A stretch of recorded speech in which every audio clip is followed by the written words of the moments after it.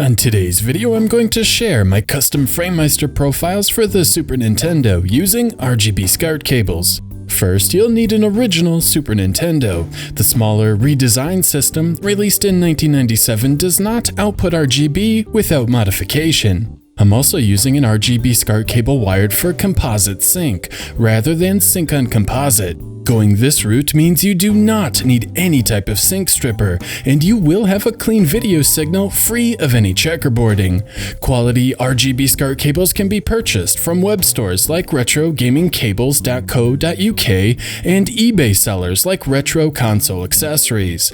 However, if you have a Super Nintendo with a 1-chip 03, you'll want a cable wired for sync on Luma, which also offers a nice clean sync signal without the need for a sync stripper.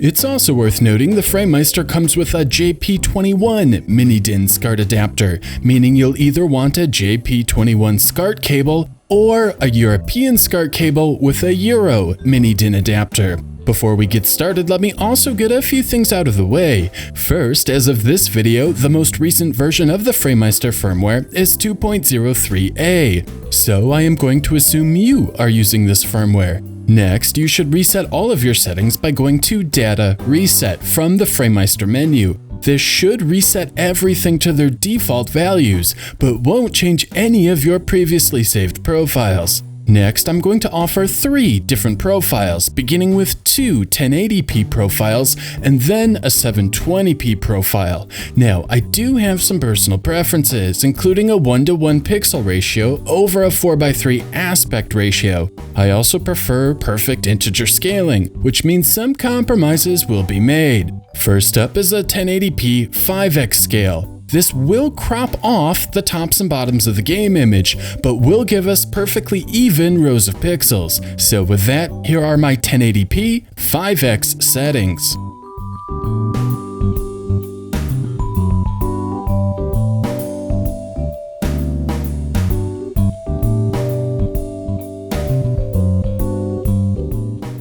Next up is a 1080p 4x scale. Here, all 224 horizontal rows or vertical resolution are visible, which may be desirable for some games. The compromise here is a black border on the top and bottom of the screen, again in exchange for perfectly even rows of pixels. So with that, here are my 1080p 4x settings.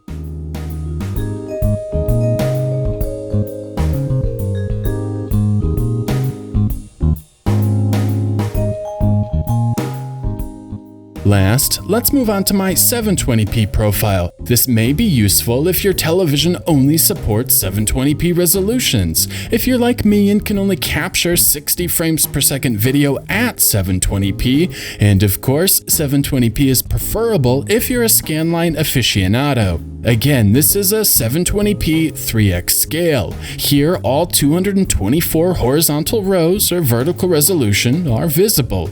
Again, the compromise here is a black border on the top and bottom of the screen, in exchange for perfectly even rows of pixels. So with that, here are my 720p 3x settings.